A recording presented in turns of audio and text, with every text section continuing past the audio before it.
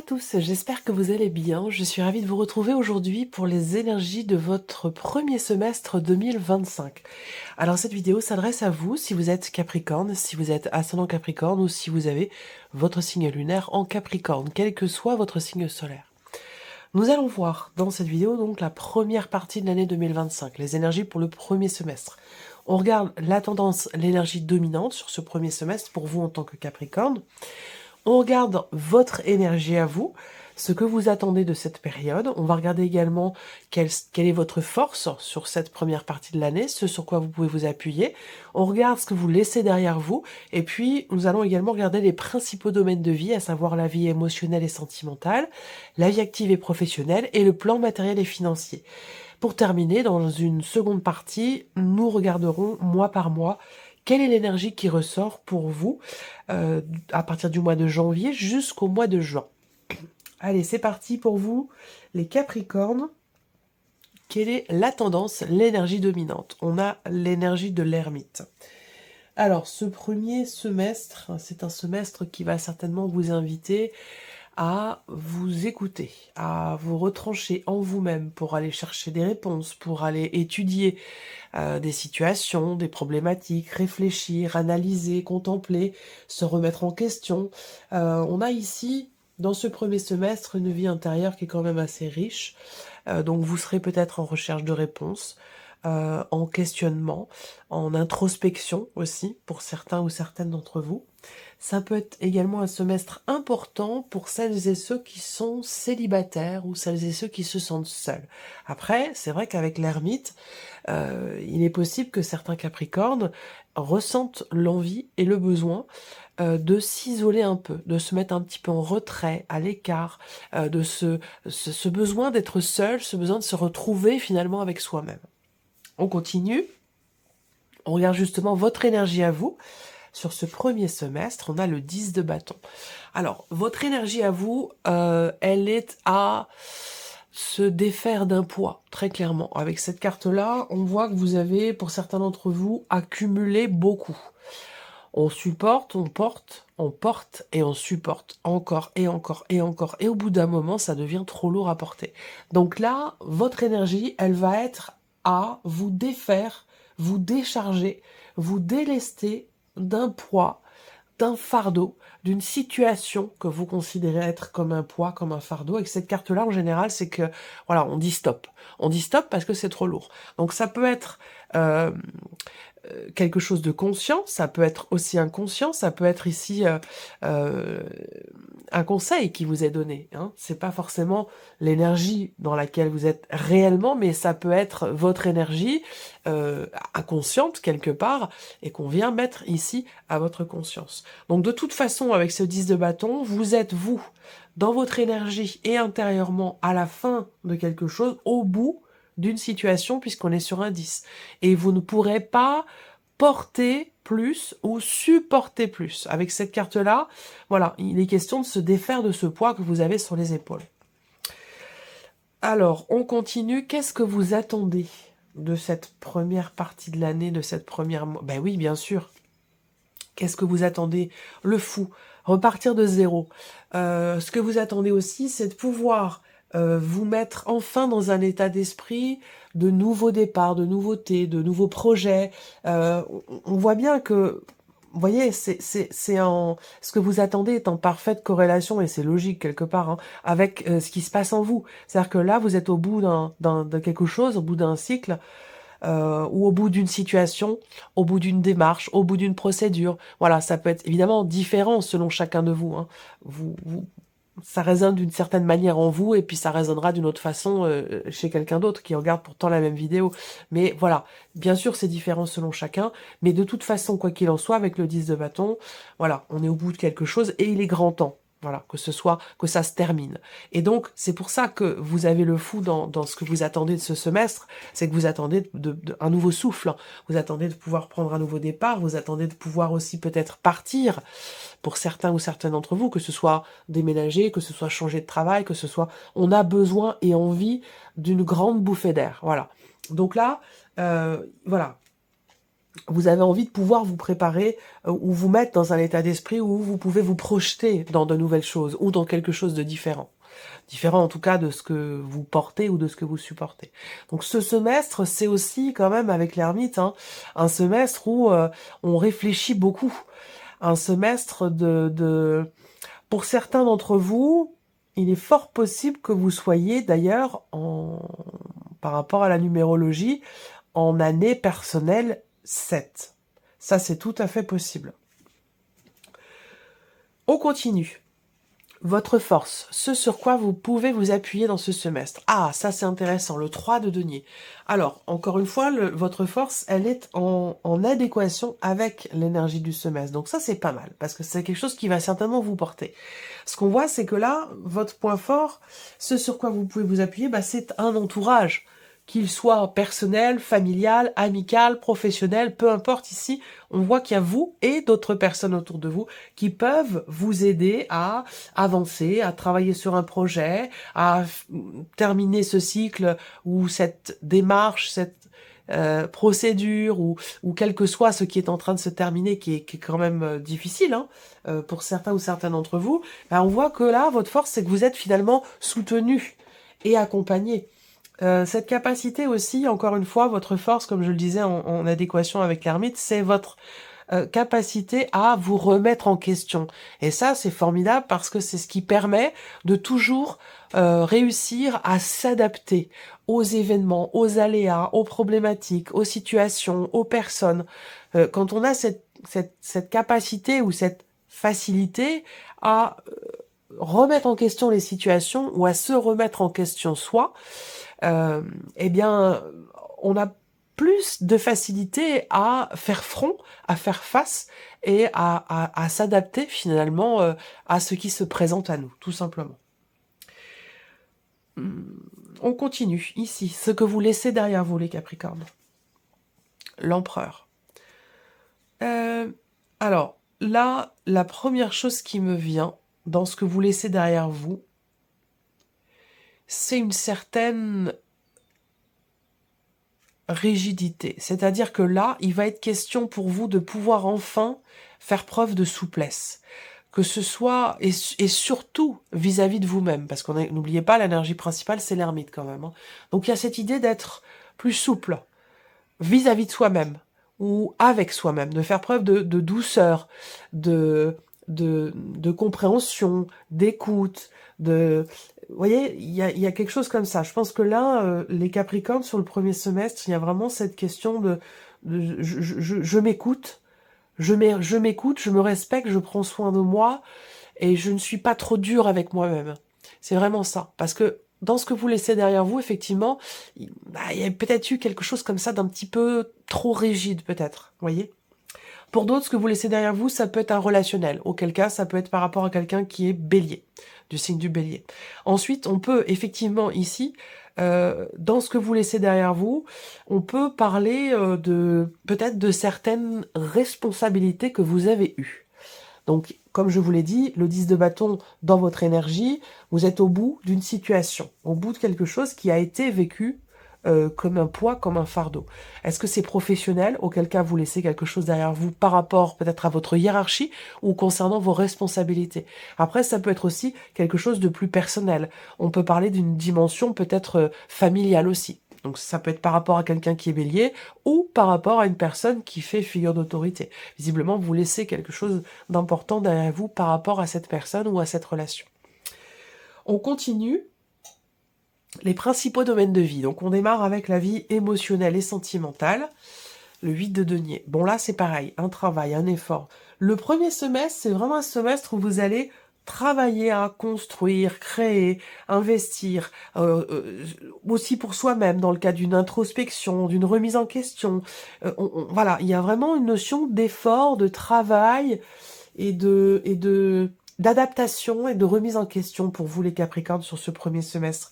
Au niveau de la vie sentimentale, il peut se passer quelque chose d'important dans le cadre de votre vie professionnelle. Donc il peut y avoir un lien pour certains d'entre vous entre le travail et la vie, et la vie sentimentale. Pardon. Pour d'autres, eh bien, on a une notion d'effort qui est fournie ici. Donc ça peut être un effort pour soi-même, un effort pour sa relation, pour faire évoluer une relation, pour l'améliorer. En tout cas, avec cette carte-là, on s'investit vraiment pleinement pour atteindre un but, peut-être un objectif ou qu'on s'est fixé. Ou il y a vraiment cette notion, de toute façon, de travail. Encore une fois, là, on peut parler de travail sur soi aussi, par rapport à ce qui est vécu ou par rapport à ce qui est ressenti. Donc le premier semestre pour vous, c'est vraiment un semestre de remise en question, d'introspection, véritablement. Et ça touche aussi la sphère sentimentale. La vie active et professionnelle, justement, on y vient. La justice. Alors là, vie active et professionnelle, pour certains d'entre vous, vous êtes en cours de procédure ou vous lancez une procédure qui a un rapport évidemment avec votre vie professionnelle. Ça peut être par rapport à une hiérarchie. Ça, c'est tout à fait possible. Il peut y avoir aussi des considérations administratives assez importantes pour vous dans ce premier semestre par rapport à votre vie professionnelle, que vous travailliez, que vous soyez en cours de formation, en cours de développement de projet, de création d'entreprise, peu importe ici, on a quelque chose qui peut-être s'officialise sur ce premier semestre, ou en tout cas, il y a des considérations administratives importantes pour vous dans ce premier semestre. Pour d'autres, la vie active et professionnelle avec la justice, on est dans cette idée quand même de trouver le juste milieu ou un juste milieu, de trouver un équilibre ou une harmonie dans ce premier semestre pour la vie active et professionnelle. On regarde le plan matériel et financier, l'as de coupe. Donc là, on peut avoir ici, moi j'ai de la joie. Donc j'ai de la joie, j'ai aussi quelque chose de nouveau, ou l'idée d'un renouveau, d'un nouveau départ. Il peut y avoir aussi de nouveaux projets, de nouveaux investissements. On est de toute façon dans une énergie de commencement, de début et de nouveauté par rapport à une dimension matérielle et financière. Alors je ne parlerai pas forcément ici de nouvelles rentrées d'argent ou d'une rentrée d'argent, mais plutôt, j'allais dire, peut-être un événement ou certains éléments qui vous permettent, vous, de vous sentir bien, de vous sentir mieux, de pouvoir souffler aussi. On peut avoir une aide ici financière. On peut avoir une démarche qui est soutenue, qui est accompagnée, peut-être par rapport à une problématique sur un plan financier ou matériel, pourquoi pas. Si c'est le cas, il y a un soutien, il y a un accompagnement, et c'est peut-être ça qui fait qu'au bout d'un moment, on peut avoir ici une joie ou une certaine réjouissance avec un nouveau souffle quelque part ici pour tout ce qui est matériel et financier. Après, on peut avoir de nouvelles passions, de nouveaux projets, ça peut aussi être ça, qui nécessite peut-être un investissement matériel ou financier. On regarde maintenant mois par mois, toujours avec le tarot, du mois de janvier au mois de juin. Alors, on démarre tout de suite, je laisse sortir les cartes et puis après je les interpréterai. Alors, janvier 2025, énergie du mois de janvier 2025 pour les Capricornes. Ouais, bon, allez, je prends les deux. Février 2025. Ok.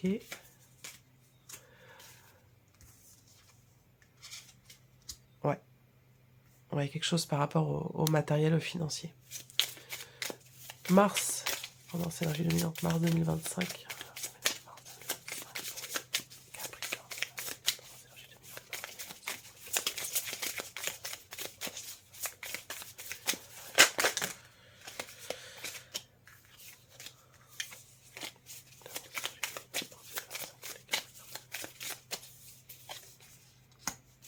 Avril 2025. Avril 2025.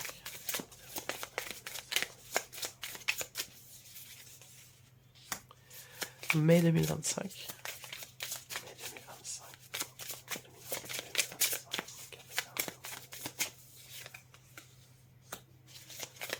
Juin 2025.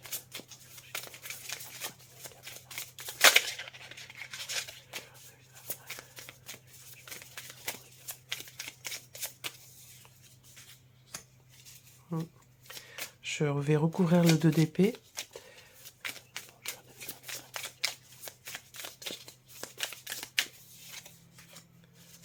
Ouais, le 10 d'épée. Ok. Bon, ça, juin, c'est en lien avec votre énergie à vous. Donc là, ce nouveau départ qui est attendu, bah, j'ai l'impression que le premier semestre est quelque part une phase de transition et peut-être aussi de transformation dans une certaine mesure, ou en tout cas de changement personnel et intérieur. Alors, janvier, ici, janvier 2025, on a le 7 d'épée et le 10 de denier. Donc il y a cette idée, le premier terme qui me vient, c'est une prison dorée. Alors, prison dorée, pourquoi on me donne ce terme-là? Bah, pour certains d'entre vous, ça peut être en rapport avec une situation évidemment matérielle et financière. Et pour d'autres, c'est cette idée peut-être de s'enfermer dans une situation, dans quelque chose, en se disant, bah, c'est le bon choix, j'y suis bien, je suis satisfait ou satisfaite. On peut se mentir à soi-même par rapport à un sentiment quelque part de stabilité, de solidité ou de sécurité. Donc ça peut être sécurité intérieure, ça peut être quelque chose qui est vécu intérieurement, ou alors c'est peut-être aussi par rapport à une situation, comme je le disais, matérielle ou financière. Là, on peut avoir aussi quelque chose qui est éprouvant sur, encore une fois, des démarches, sur un projet, sur une situation financière. Pourquoi? Parce qu'on a le 7 d'épée. Et le 7 d'épée, on peut faire face à une situation où on peut avoir un sentiment d'injustice. Alors ça peut très bien avoir un rapport aussi avec, avec une situation professionnelle. Parce qu'on a la justice dans le travail, et je vous parle de sentiment d'injustice. Donc là, peut-être que là, il y a quelque chose à trancher ou à décider par rapport à la vie professionnelle, et cette idée de regarder en face les choses, la situation, la problématique, parce qu'avec le 7 d'épée, on peut se mentir à soi-même. Après, le sentiment d'injustice, on peut être dans une situation, dans un procès, dans une démarche juridique, face à quelqu'un qui fait preuve quand même de peut-être de mauvaise foi ou de mauvaise volonté, avec possiblement une dimension quand même matérielle ou financière. Le mois de février, on a la reine de denier. Donc là, c'est intéressant, parce qu'avec la reine de denier, je pense qu'il y a une évolution. On a ici cette idée d'être très terre-à-terre, et en même temps, c'est votre énergie. Hein. Signe de terre. C'est votre énergie qui est là aussi avec la reine de denier. Donc peut-être que là, février, on est... on agit et on s'investit pleinement dans ce que l'on fait, dans un projet, dans quelque chose qui quand même a de la valeur à vos yeux, qui est important pour vous. Et on voit que là, avec cette carte-là, et on est dans cette volonté peut-être de relever un défi, dans cette volonté de reconstruire quelque chose, de se reconstruire soi, de retrouver en tout cas une certaine stabilité ou, ouais, ou un certain équilibre, peut-être intérieur, à moins que ce soit, comme je le disais encore, hein, ça peut être par rapport à la vie professionnelle ou par rapport à une situation matérielle et financière. Situation matérielle et financière. Dans ma tête, c'était le plan financier, c'est pour ça. Donc, février, il est question de remonter ses manches, il est question de... Vous baissez pas les bras, quoi. Hein. Vous baissez pas les bras, il y a une détermination, une volonté à, encore une fois, construire ou reconstruire quelque chose. Alors, Mars, il peut y avoir un petit coup de mou. C'est-à-dire qu'avec le 5 de coupe, on peut avoir du mal à assumer les choses, encore, de temps en temps. Le 5 de coupe, c'est une forme de nostalgie aussi. Et puis le fait qu'il puisse y avoir des regrets, où on n'assume pas forcément totalement une situation. On en a parlé avec le 7 d'épée dans le mois de janvier. Bon, il y a quand même un regain d'énergie au mois de février avec la reine de denier. On baisse pas les bras, on y va, on fonce, on fait ce qu'on a à faire, on s'investit pleinement pour stabiliser, reconstruire. Le mois de mars, il peut y avoir une petite baisse comme ça. Je vois des petites vaguelettes, donc il peut y avoir comme ça, sur le premier trimestre, des hauts et des bas. Voilà, c'est quelque chose qui est fluctuant, qui n'est pas linéaire. Ensuite, le mois d'avril, on a le pape. Alors là, au mois d'avril, il peut y avoir quelque chose qui se signe. Il peut y avoir quelque chose qui se signe, qui s'officialise. Peut-être que vous allez être amené à être en relation avec, encore une fois, tout ce qui peut être administratif, là, pour le coup, plus que juridique, mais ça peut avoir un lien hein, pour certains ou certaines d'entre vous. Là, le mois d'avril, j'ai l'impression que vous vous faites peut-être plus confiance, ce qui n'était pas forcément le cas au début de l'année.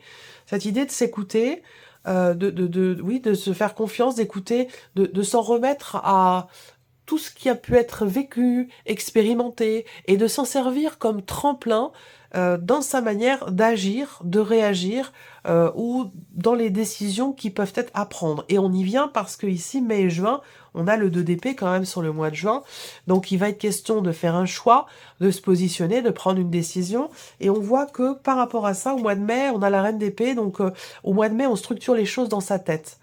On structure les choses dans sa tête, on réfléchit, on analyse, on construit quelque chose, mais l'énergie est dans la tête, c'est-à-dire que là, on réfléchit beaucoup, on observe, on analyse, on structure dans sa tête. Voilà. Et il y a une détermination. La reine d'épée, elle est déterminée, elle sait où elle va, elle sait ce qu'elle veut, elle sait ce qu'elle veut plus. Donc, vous êtes dans cette énergie-là sur le mois de mai, et au mois de juin, il va être question de trancher, de décider. Alors, certes, avec le 10 d'épée, je pense qu'il est question de se positionner. Je rebondis sur le 10 de bâton qui est dans votre énergie. C'est-à-dire que là, au mois de juin, vous allez de toute façon, si vous attendez, être amené à devoir prendre une décision, à devoir faire un choix, même si c'est pas forcément le choix le plus évident ou le plus facile pour vous.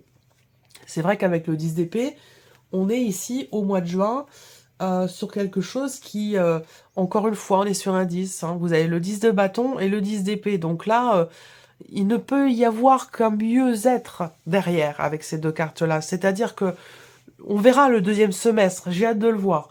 Je ferai cette vidéo aux alentours de mai-juin. Mais voilà, premier semestre peut être éprouvant, mais ce que je sens, c'est qu'il y a quand même une détermination et l'idée que vous êtes quand même soutenu, accompagné, que vous faites beaucoup d'efforts. Ça peut être aussi par rapport à la sphère sentimentale. Le choix que vous avez à faire, il est peut-être dans la sphère professionnelle, parce qu'avec la justice, il est peut-être question pour vous dans le travail d'avoir à peser le pour et le contre dans votre situation ou par rapport à une problématique pour arriver justement à trancher, pour arriver à décider quelque chose ou pour réussir à retrouver une forme d'équilibre et d'harmonie dans ce qui est vécu au niveau de la vie active et professionnelle. Donc mai et juin, on réfléchit beaucoup, encore une fois, mais ça va avec l'énergie dominante sur le premier semestre. On réfléchit avant de se positionner. Mais de toute façon, on voit bien que là, sur la fin du premier semestre, il est question d'un changement de direction. Il peut être question d'hésitation, mais en même temps, plus on hésite, plus on reste dans cet entre-deux, et plus ça va être compliqué. Donc de toute façon, là, on voit que fin du premier semestre, il y a une décision importante à prendre. Voilà pour vous, mes chers Capricornes. J'espère que cette vidéo vous a plu, que ce tirage résonne en vous. Merci à vous, merci de votre présence, de votre fidélité. Merci pour votre écoute, tout simplement. Je vous souhaite un très bon semestre, et puis bien entendu, on se retrouve bientôt pour les prochaines vidéos. Au revoir.